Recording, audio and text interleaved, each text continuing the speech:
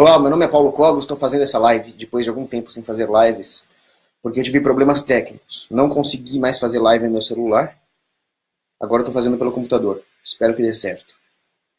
Essa live é para contar uma história, um conto, a respeito de um terrorist manager, um gestor terrorista. Eu vou explicar exatamente aonde eu quero chegar.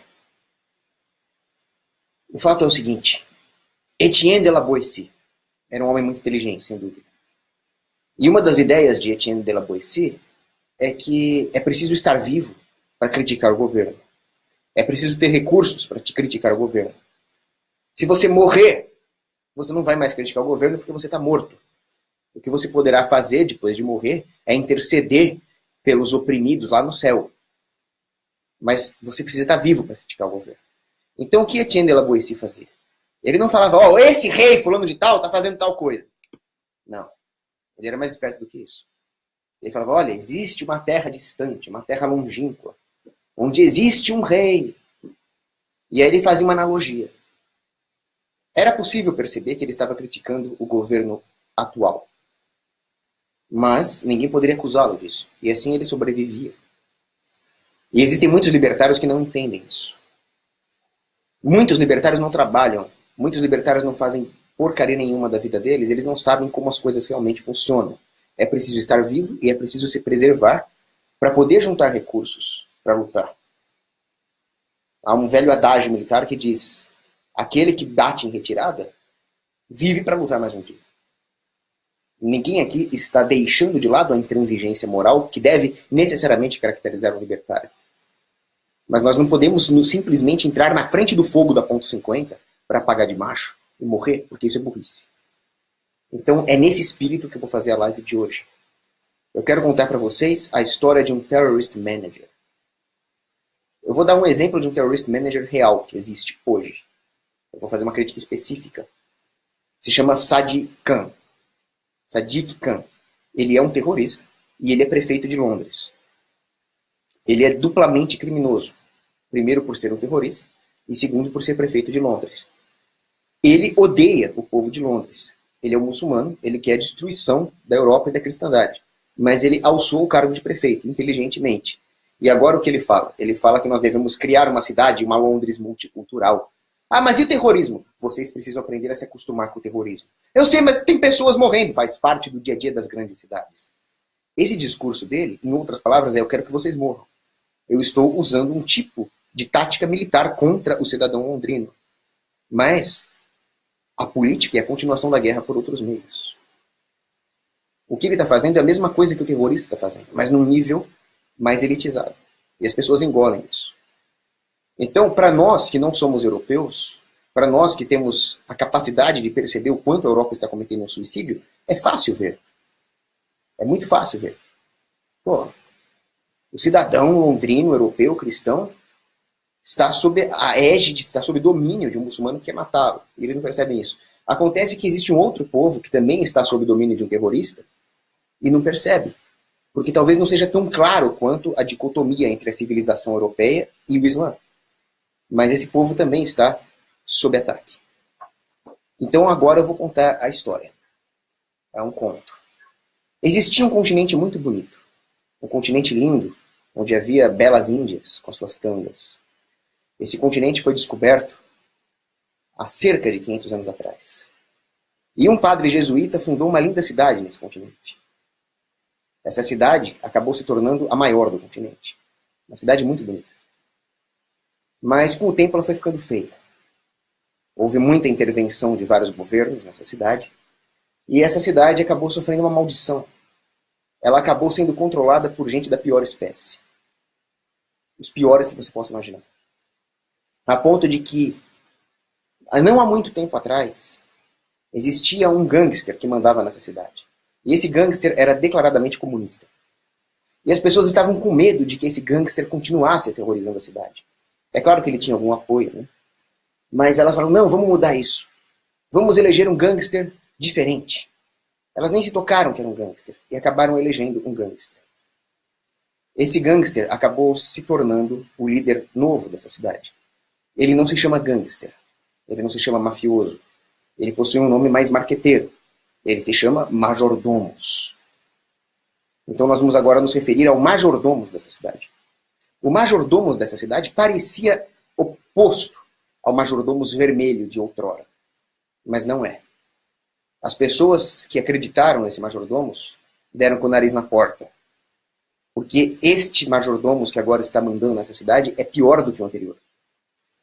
E ele não só é pior em termos absolutos, como também em termos psicossociais. Afinal, fica claro ver o quão danoso era um majordomos vermelho, declaradamente comunista. Mas esse majordomo se dizia anticomunista. E o que ele está fazendo na prática é a mesma coisa. Só que relativizando, inclusive, a nomenclatura política. O que o torna ainda mais perigoso. E mais, esse majordomo tem pretensões de mandar em uma área muito maior do que a cidade. Ele tem pretensões de mandar no maior país desse continente. Desse belo continente que eu me referi. Isso é muito perigoso. As medidas desse majordomo nessa cidade são as mais dantescas possíveis. Por exemplo, existia um mago nessa cidade. Eu estou falando de um conto, né? Claro. Então existem magos, existem dragões, existem elfos, existem orcs, existem gnomos. E existia um mago nessa cidade. Não nessa cidade, num país estrangeiro. E esse mago lá de um país estrangeiro desenvolveu um serviço interessantíssimo. Ele criou, usando cristais, ele criou uma tela de cristal. E nessa tela de cristal, ele exibia todo tipo de espetáculos, peças gregas, poesias, encenações de batalhas, lutas de gladiadores, tudo aquilo passava nessa tela de cristal. Bastava que as pessoas dentro das suas casas enviassem algum pagamento em ouro para esse mago. Isso é muito parecido com o que hoje nós chamamos de serviços de streaming, como Netflix, certo? Então esse mago criou esse serviço maravilhoso lá no estrangeiro, em outras terras, e as pessoas do mundo inteiro poderiam comprar essa tela de cristal e acessar essas peças de teatro, essas lutas de gladiadores, magicamente. Hoje nós temos tecnologia para isso, mas na época que eu estou falando era mágica, certo? E aí o que esse majordomos fez? Ele resolveu taxar esse serviço de streaming mágico. Ele resolveu colocar um imposto. Agora, com que desculpa ele vai roubar esta empresa do mágico? O mágico criou uma empresa. Com que desculpa ele vai assaltar uma empresa honesta, um mago honesto que disponibiliza esse maravilhoso serviço de telas de cristal com filmes para as pessoas? Ele simplesmente não pode chegar, estou assaltando eles. Ele vai usar o mesmo discurso da esquerda, incutindo nas pessoas o ódio contra as pessoas bem-sucedidas. Então o discurso desse majordomos vai ser mais ou menos assim. Aliás, eu não citei o nome do majordomos. O nome desse majordomos é Jay Fabiano. Tá? Jay Fabiano. Então o Jay Fabiano vai falar o seguinte: olha, esse mago que criou esse serviço de telas de cristal com espetáculos aí, ele é bilionário. E se ele é bilionário, ele está tendo lucros enormes, ele tem que pagar imposto. Quer dizer, o rico não é gente. O rico não tem nenhum direito. Vamos odiar os ricos. Isso desvia, isso canaliza o ódio que as pessoas realmente deveriam ter. As pessoas deveriam se revoltar contra os seus opressores, contra esse majordomos Fabiano, que está taxando um serviço honesto, um serviço excelente, um serviço que as pessoas gostam, um serviço útil. É contra eles que nós deveríamos ter ódio. Mas se as pessoas não têm poder para destruir esse majordomos, então elas vão se voltar contra quem? Vamos nos voltar contra os ricos? Vejam que é a existência desse sistema político, desse John Fabiano aí, Jay Fabiano, que gera todo o problema. São esses impostos que destroem a economia, que nos tiram empregos, que encarecem as coisas, que causam carestia. É contra isso que nós devemos nos revoltar? Então surgem problemas, mas então as pessoas vão querer que o majordomos resolva os problemas que ele mesmo criou, que a sua própria existência criou. Nicolás Gomes Dávila sempre dizia: a medida da imaturidade de um homem é o quanto ele pensa que os políticos resolverão o seu problema. Então você fica aí achando que este bandidinho do majordomos vai resolver os seus problemas, quando ele só vai piorar. Então você quer que ele tenha dinheiro. Dinheiro roubado de quem? Daquele que está oferecendo um serviço enemy of the fucking state! Mas daquele que está oferecendo um serviço para você, ingrato. Até quando? Até quando nós vamos ser ingratos com as pessoas que nos propiciam bens e serviços? Com as pessoas que empreendem e que arriscam seu próprio capital? Ah, eles são bilionários? Eles têm iates? Eles têm mansões? Eles têm um monte de mulher gostosa? Ótimo! Eles merecem! Quem não merece sequer a vida é o majordomos. E te rouba.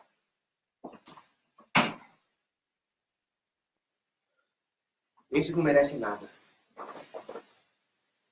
Esses não merecem nem respirar oxigênio. Mas o cinismo do discurso não para por aqui.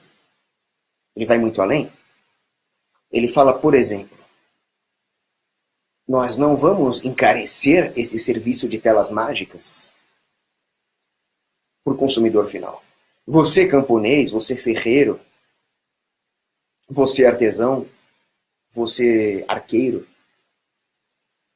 você maid, você não vai gastar mais dobrões com esse serviço. Porque esse mago que criou essa empresa não vai repassar os custos do imposto para você. Não vai porque eu não vou deixar. Eu estou falando que ele não deve repassar. Ele deve tirar dos lucros bilionários dele. Muito bem. A ciência econômica é válida no Antigo Egito. A ciência econômica é válida em Nova York hoje. A ciência econômica é perene. Então ela também vale nessa terra fictícia a qual eu estou me referindo. Ela continua valendo.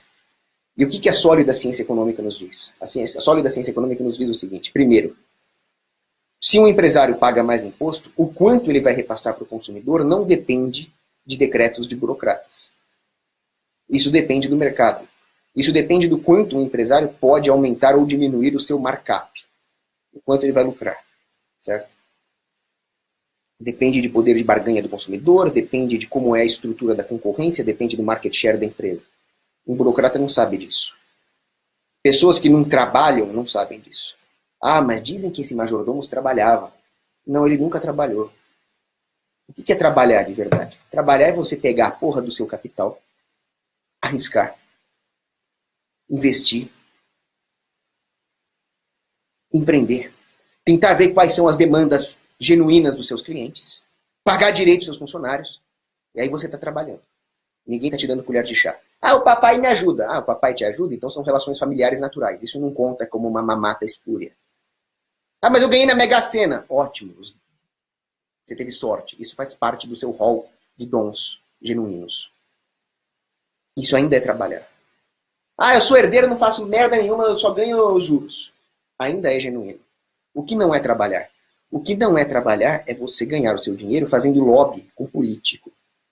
Ganhando às custas de regulações em cima dos seus concorrentes. Fazendo lobby. Isso não é trabalhar.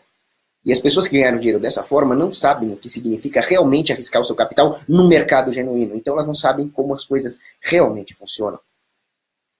Como você pode passar ou não passar o lucro para o consumidor, isso não depende de decretos de burocratas. Burocratas não são gestores.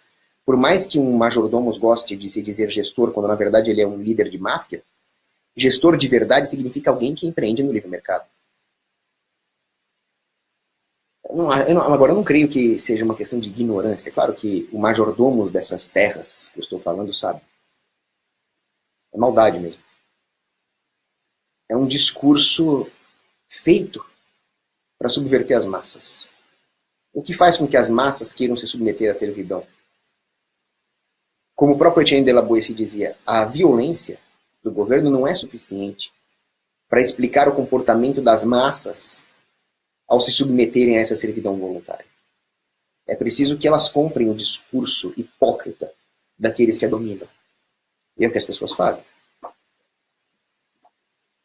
Bom, vamos lá. O mago criou esse serviço de telas mágicas, esse serviço de passar espetáculos de teatro e lutas de gladiadores em telas mágicas de cristal, lá nessa terra hipotética que eu estou falando. O que ele vai fazer com o lucro? Bom, o que ele vai fazer com o lucro não interessa. Mas qualquer coisa que ele fizer com esse lucro vai ter uma função econômica, pelo menos do ponto de vista sistêmico. É possível que ele use isso para reinvestir na própria empresa, oferecendo, obviamente, um serviço melhor para o consumidor. É preciso reinvestir na empresa. O empresário está sempre tendo que inovar, porque os lucros econômicos não contábeis estão sempre tendendo a zero. Ainda mais quando o mercado é livre e existe a concorrência com todos os bens diretos e bens substitutos. Ou então ele pode aumentar o salário dos seus funcionários.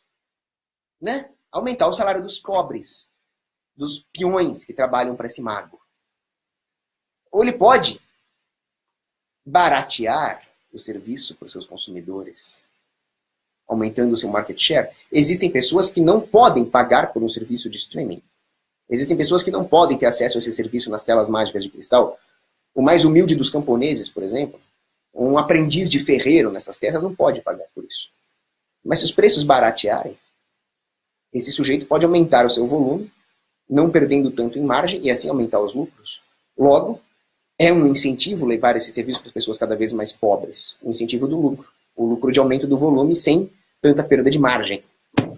Mas se ele tiver que pagar impostos, isso está fora de cogitação. Se os impostos aumentarem, isso não vai existir.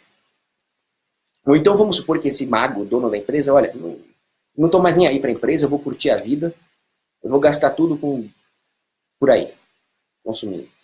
Ainda assim, é um dinheiro que vai ser repassado para aqueles fornecedores dos bens de consumo que esse mago vai consumir. Então vamos supor que este mago queira ir até um bordel. O gasto mais imoral que ele puder ter. Ele vai num bordel lá na cidade. Ele vai gastar com prostituta. Ainda que seja uma atividade imoral, esse dinheiro, no final das contas, está sendo repassado para a faxineira desse bordel. Ainda é um dinheiro que está em mãos genuinamente privadas. Agora, qual é a pior coisa que poderia acontecer com esse dinheiro? É ir parar na mão da gangue, do majordomos. Essa é a pior coisa que poderia acontecer. Então, mesmo que o empresário gaste tudo com prostituta, ainda é menos pior do que esse dinheiro ir parar na mão do seu governo. Porque o seu governo é inimigo. Não queira que o seu inimigo tenha recursos. É melhor que esse dinheiro vai parar na mão de prostitutas e de cafetões do que do seu governo. É simples. Ou então esse empresário, esse mago, pode ser uma espécie de avarento. Mr. Scrooge pode guardar tudo. E o que vai acontecer se ele entesourar todo o dinheiro? As taxas de juros vão cair. E aquele pobre camponês que gostaria de abrir a sua taverna vai poder abrir porque os juros estão menores. Veja como seria bom nessa cidade hipotética que se esse majordomos não existisse. Mas ele vai taxar os caras. Imposto. Mais imposto. E mais imposto. Qual o argumento dele? É justo que pague imposto. Então ele está dizendo que é justo roubar. Que tipo de perversão moral faz alguém achar que um roubo é justo? Mas os outros também pagam. Ué, aquele exemplo que eu sempre dou. Vamos supor que exista um país onde todas as morenas são estupradas. Nós vamos combater os estupradores ou nós vamos estuprar as ruivas e as loiras também? E as negras, e as mulatas, e as japonesas? Isonomia. A isonomia é uma maldição. A isonomia é querer estender a injustiça em nome dessa quimera que é a isonomia. Esquece a isonomia. Nós temos que fazer a justiça a nível individual. Se qualquer indivíduo estiver sendo injustiçado, essa injustiça deve ser combatida. E a isonomia? Vai para o inferno com a isonomia. Não existe igualdade. Nós mal conseguimos justiça, e aí vocês estão preocupados com igualdade? Igualdade é coisa do demônio. Você sabe quem quis igualdade, né? Lúcifer. O demônio. Ele era o anjo que tinha mais alta honraria no céu. Ele era um serafim, o mais alto dos serafins. Não tá bom? Imagina você ser o mais alto dos serafins, que louco. Não tá bom. Ele quer ser igual a Deus. Ele quer igualdade. Bandido. Por isso está no inferno agora. Igualdade é coisa do demônio. Isonomia é coisa do demônio. O que nós temos que lutar é justiça. Justiça. Por exemplo, a justiça de você poder comercializar a mercadoria que você produz, mas vamos voltar a esta cidade hipotética onde existe esse tal majordomos. Esse majordomos não deixa você fazer isso. Conta-se uma lenda que existe nessa cidade, que havia comerciantes comerciando produtos ali nessa cidade.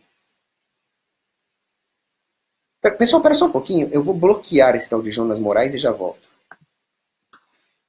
Depois eu bloqueio, não vou prejudicar os espectadores, mas só vou marcar aqui. Então as pessoas comerciavam, vendiam seus produtos, até que esse majordomo falou: escuta, vocês estão comerciando sem dar uma parte para mim? E os comerciantes falaram para o majordomo: sim, porque o produto é nosso, o consumidor quer comprar de nós, o dinheiro é do consumidor, você não tem nada com isso. Aí o que o majordomo fez? Apreendeu todas as mercadorias desses comerciantes e mandou chamar os olifantes. Vocês conhecem os olifantes, né? Aqueles enormes, legendários elefantes com 6 presas, né? E ele mesmo pilotou os olifantes e passou por cima da mercadoria, destruindo-a. O que vocês acham disso? O pior é que tem gente que aplaude. Tanto tem gente que aplaude que o próprio majordomo foi pilotar o elefante. Se fosse alguma coisa que a população não aprovasse, ele ia mandar algum tipo de carrasco com um capuz para pilotar o elefante. Afinal, quando as pessoas eram executadas a machadadas na Idade Média, o carrasco usava um capuz. Por quê? Porque imagina você andar pela rua e as pessoas saberem que você é o carrasco que executou um prisioneiro político lá porque o rei não ia com a cara dele. Você não ia ser bem quisto, né? Mas nessa cidade hipotética que eu estou me referindo, o majordomo Fabiano, ele goza de um privilégio, que é a perversão moral dos habitantes dessa cidade. A perversão moral é tão grande que ele comete as atrocidades, como por exemplo destruir a mercadoria alheia, e o povo ainda aplaude. E aí, para fazer mais média ainda, ele mesmo vai lá e pilota o elefante e destrói a mercadoria dos outros. Como que nós vamos parar nisso? Como demônio que nós vamos parar nisso? É porque as pessoas são covardes. Eu não sou nenhum guerreiro viking. Eu não sou nenhum Spartacus, nenhum Skandenberg. Mas nós temos que ser intransigentes morais. Nós não podemos ceder. Então, um governo, da maneira como ele surgiu, um bando de homens armados, era claro que eram bandidos. Agora, com o tempo, as pessoas falam, bom, não adianta lutar contra eles, vamos mais ou menos jogar o jogo deles. Mas a perversão moral vai avançando ao longo da história até que chega o ponto em que as pessoas acham que aquilo que o governo está fazendo é certo. Chega um ponto em que a própria ação humana é distorcida pela existência do governo e pela distorção que o governo causa no tecido institucional. As instituições informais, que são causadas diretamente pela capacidade moral das pessoas, é distorcida de tal forma pela existência de um governo que as pessoas deixam de ver a injustiça onde ela realmente existe e passam a ter um padrão distorcido de justiça, onde elas veem o governo como uma justiça por decreto. Não mais as instituições precisam se encaixar no padrão de justiça, mas dessa vez o comportamento da instituição em questão é que determina o que é justiça. Quando chega nesse ponto, não tem mais volta. Quando chega nesse ponto, eu não sei como é que faz para voltar. Você sabe que eu defendo a via armada, né? Mas você imagina o privilégio totalitário que goza uma instituição que define justiça pela sua ação ao invés de precisar encaixar as suas ações dentro de um parâmetro imutável de justiça. Bom, a saída armada é óbvia, mas como exatamente convencer as pessoas de que a saída armada é justa? Aí eu remonto a um amigo de Etienne de la Boétie, que era o Montaigne. Montaigne dizia que as relações afetivas entre as pessoas, genuínas, o amor, a amizade, elas sempre escapam ao controle governamental e elas nos caracterizam como genuinamente humanos. E, portanto, elas seriam a única forma de acabar com essa instituição desumana, distorsiva de tudo aquilo que é o senso moral humano, que é o Estado. Então olhem para as pessoas ao seu redor, para os seus amigos, para os seus parentes, para aqueles comerciantes que tiveram sua mercadoria destruída. Olhe para o empresário, dono desse serviço de streaming que está sendo assaltado à mão armada, e tenham empatia com eles. Pense que esse cara é seu próximo, é seu semelhante. Pense o quanto ele está sendo injustiçado pelo Estado e não substitua o amor que você deve ter pela sua família e pelos seus amigos por essa servidão ao Estado. Aí você vai ter a atitude correta em relação ao Estado, que é querer pegar um fuzil R-15 e explodir a cara deles. Que é o que nós deveríamos estar fazendo nesse exato momento. Ah, gordinho, por que você não está fazendo isso? Eu estou fazendo uma live. Eu estou falando a verdade nessa live. Eu estou me expondo nessa live. Você está fazendo o quê, além de me criticar, o imbecil? Lixo humano. Aliás, nessa cidade existia um bardo. Né? Era um bardo meio gordinho lá, que gostava de tocar um bandolim. E ele fazia várias músicas contra o governo. Só que esse bardo, ele tinha uma empresa que fabricava bandolins. E ele tinha muito medo que o majordomos destruísse a empresa dele, taxasse, mandasse a vigilância, mandasse seus capangas contra a empresa dele, certo? Além disso, esse majordomos, antes de virar majordomos, ele era amigo pessoal da família desse bardo. Aí o bardo pensou o seguinte, olha, eu conheço a verdade moral, eu conheço a sólida ciência econômica escolástica, mas esse cara que quer virar majordomo é amigo da minha família, bom, o que eu vou fazer? Ele estrategicamente foi lá e foi a uma festa do majordomos e até tinha um pintor nessa festa que pintou um retrato dos dois ali. Aí o que aconteceu? Queriam matar o bardo. Os militantes dessa cidade, que não gostavam do majordomos, chamavam o bardo de traidor. Mas esse mesmo bardo fazia várias músicas contra o majordomos em sentido metafórico. O que vale mais? A pintura? Ou o discurso? O serviço que esse bardo realmente fazia? A coragem que esse bardo demonstrava não era a máxima coragem, ele não era nenhum guerreiro, ele não era nenhum herói, ele não era nenhum assassino. Assassino no bom sentido, né? Grupos de assassinato. Ele era só um bardo. Mas ele tinha coragem moral, que para mim vale muito mais do que a pintura. Né? Vocês veem, por exemplo, a pintura que mostra São Wolfgang da Rastibônia assinando um acordo com o demônio. Aí você fala, caramba, o cara é um bispo, o cara é santo e ele tá assinando um pacto com o demônio? Que merda é essa, cara? Ora, São Wolfgang da Rastibônia é um dos homens mais inteligentes que já existiu. A ponto de enrolar o demônio. Mas ele assinou um pacto com o demônio. E tem uma pintura. Se alguém visse a pintura, ia falar, esse cara é um filho da mãe. Esse cara tá assinando um pacto com o demônio. Esse cara não vale nada. Ele não é santo, ele não é bispo, ele não é nada, ele não é católico, ele é um lixo humano. Mas o que ele fez? Ele assinou um pacto com o demônio que dizia o seguinte, o demônio vai construir uma igreja. A cidade não tinha recursos para construir a igreja. Essa história é real. E o demônio, em troca, ia levar a primeira alma que atravessasse a porta da igreja. Esse foi o pacto. Então o demônio construiu rapidamente a igreja. A cidade ganhou uma igreja. Aí o demônio falou, bom, agora eu quero minha alma. Aí o que São Wolfgang fez? Ele atraiu um lobo para dentro da igreja, que era um terrível lobo que matava as pessoas ali na floresta. E o lobo foi a primeira alma a atravessar a porta da igreja. Só que a alma dos animais não é uma alma imortal. A alma dos animais, quando eles morrem, é destruída. Então o lobo não foi para o inferno, o lobo foi destruído. O demônio ficou com a primeira alma que entrou. Ficou e perdeu em seguida. E o demônio saiu de mãos abanando. Ora, qual foi o resultado? São Wolfgang construiu uma igreja para a cidade e ainda enrolou o demônio. Mas para isso ele teve que fazer um pacto com o demônio. Bom, para quem entender, entendeu. Quem não entendeu, não precisa entender também. Mas, voltando àquela nossa cidade hipotética, as pessoas nessa cidade tinham arcos e flechas, tinham bestas, tinham adagas, tinham machados, tinham azagaias. E vários outros majordomos e gente até superior a eles tinham tirado essas armas das pessoas. Alguns mais corajosos ainda mantinham dentro das suas casas uma besta, um arco, alguma coisa mais leve. O que esse majordomos fez? Uma campanha para desarmar os cidadãos que ainda tinham algumas bestas. A campanha foi um fracasso. 25 incautos ali entregaram suas bestas, seus arcos. Mas olha a intenção do majordomos. Desarmar e submeter ainda mais o seu povo. Bom, essa foi a historinha. A Tale of a Terrorist Manager. Nós precisamos expandir a definição de terrorismo. O terrorismo é a violência com objetivo político. Por exemplo, o terrorismo islâmico. Quando o cara chega lá no restaurante e explode todo mundo. Qual é a do cara? Indireta ou diretamente, a do cara é implantar um califado. Porque o Islã não é uma religião. O Islã é um sistema jurídico-político sectário. Então a violência islâmica tem objetivos políticos. Por isso que seus atos são terroristas.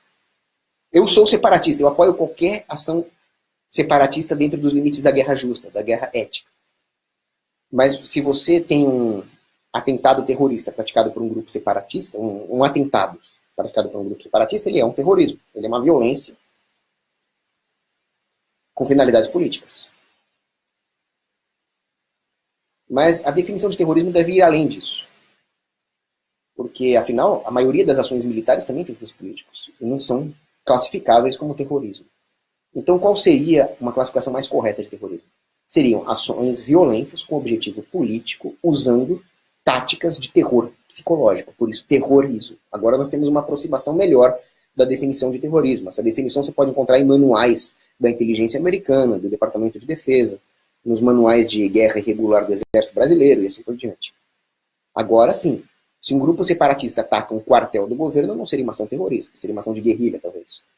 Mas se eles explodem um bar, se eles explodem uma balada, para causar terror psicológico como parte da estratégia, aí nós temos um grupo terrorista. E a violência que um majordomo dessa nossa cidade hipotética pratica contra a população, dentro dessa definição, pode ser classificado como terrorista, sim. Por quê? Porque é uma violência, esmagar mercadorias roubadas, assaltar a mão armada um empresário, desarmar o povo. A finalidade é totalmente política, tudo verte para a intenção dos governantes de acumular poder. Mas e quanto ao terror psicológico? Ele é pior do que nós pensamos. Não é o terror psicológico convencional de fazer as pessoas ficarem com medo. Isso aí é primitivo. Isso é o que o Islã faz. Isso é o que os governos fazem no comecinho, nos seus primórdios. Isso é o que o Negan faz no Walking Dead. Aqui é pior. Aqui ele tem o objetivo de perverter o nosso senso moral. De causar uma perversão psicossocial nas pessoas, de forma que elas apoiem essas mesmas ações. É uma violência a pior possível. Porque ela não é só terrorismo psicológico. Ela é um atentado contra a nossa alma. Ela é uma inversão da finalidade última da criação humana, que é servir a Deus. Ela é uma perversão da alma. É o pior tipo de violência que existe. Assim, a violência praticada por políticos querendo fazer média com as massas é a pior forma de terrorismo possível. Essa é a grande conclusão que nós chegamos aqui nesse vídeo. Vocês acham que eu estou exagerando? Por que vocês acham que prefeitos surgiram em primeira instância? Majordomos, port wardens. No Reinos Francos, ali nos merovingios, eles chamavam de majordomos, que era o prefeito do palácio. Na Inglaterra, era o port warden, era o warden do porto. Vocês sabem por que eles surgiram?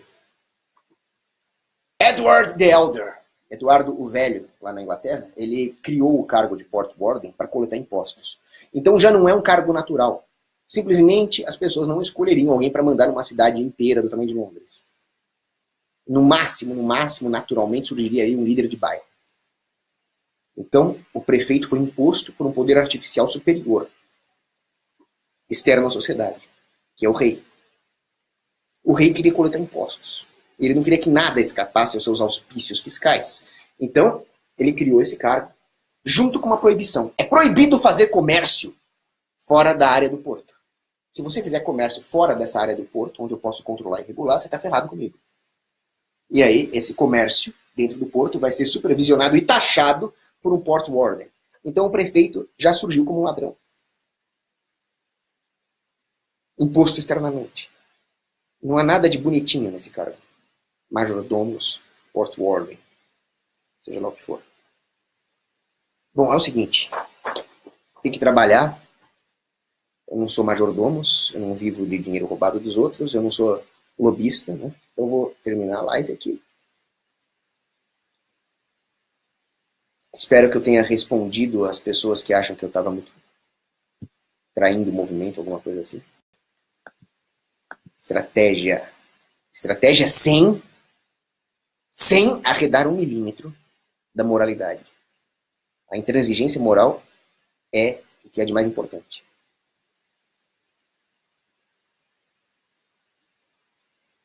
Vamos ver se tem alguma pergunta. O conceito de estratégia, em grego, estratégia. Isso é uma outra coisa que os libertários confundem, tá? Estratégia. Estratégia não é sinônimo de concessão moral. Aqui nós não vamos fazer nenhuma concessão moral. Por outro lado, nós não vamos atar uma baioneta num fuzil e ir até a prefeitura gritando: "Raio, Silver!" Você vai morrer, vai tomar um tiro e não vai adiantar nada.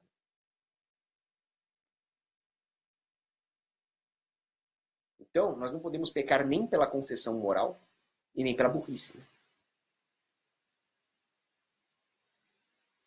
Alguém faz uma pergunta interessante aqui? Rafael Rabelo Botec, gradualista nem a gente, concordo. Minarquista também não é, muito menos libertário.